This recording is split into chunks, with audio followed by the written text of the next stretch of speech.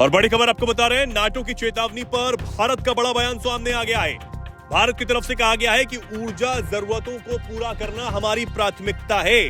घटनाक्रम पर बारीकी से नजर बनाए हुए हैं। आपको बता दें कि नाटो ने 100% टैरिफ की धमकी भारत को दी थी, जिसके बाद अब भारतीय विदेश मंत्रालय के प्रवक्ता रणधीर जायसवाल से जब इसे लेकर सवाल किया गया तो उन्होंने इस बात का जवाब दिया है और अपने जवाब में उन्होंने कहा कि हमने इस विषय पर रिपोर्ट देखी है और घटनाक्रम पर बारीकी से नजर रख रहे हैं।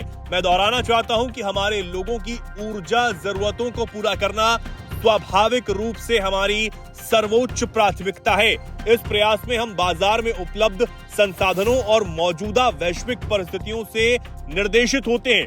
हम इस मामले में किसी भी दोहरे मापदंड के प्रति विशेष रूप से आगाह करते हैं। We have seen reports on the subject and are closely following the developments.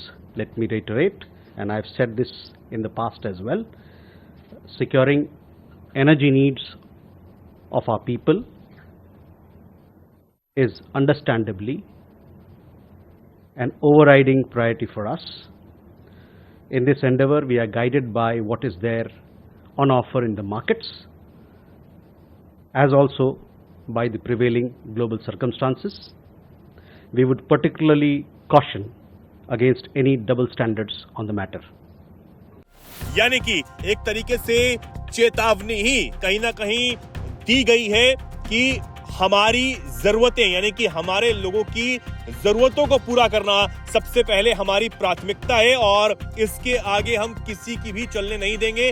एक तरीके से सांकेतिक चेतावनी इसे कहीं ना कहीं माना जा सकता है। तो भारत की तरफ से अब ये बड़ी बात यहाँ पर इस धमकी के बाद कह दी गई है। आपको बता दें कि नाटो ने भारत, चीन और ब्राजील को 100% टैरिफ लगाने की धमकी दी है।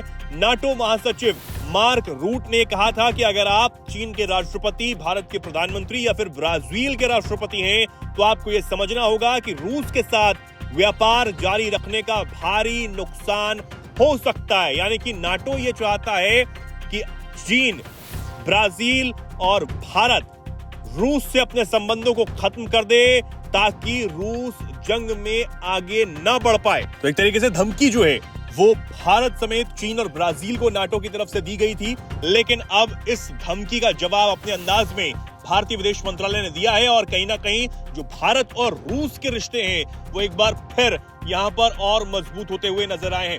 भारत जब से ये जंग चल रही है तब से रूस से ही तेल खरीदता आ रहा है, जबकि रूस पर तमाम जो प्रतिबंध हैं वो लगे हुए हैं और एक तरफ चाहे ट्रंप हो या फिर नाटो, वो अब उन देशों को भी धमका रहे हैं जो रूस से लगातार संबंध बनाए हुए हैं और रूस से व्यापार इस जंग के बीच भी करते हुए नजर आ रहे हैं। लेकिन भारत ने ये एक बार फिर साफ दिखा दिया है कि वो झुकने वाला नहीं है और हम अपनी शर्तों पर ही काम करते रहेंगे।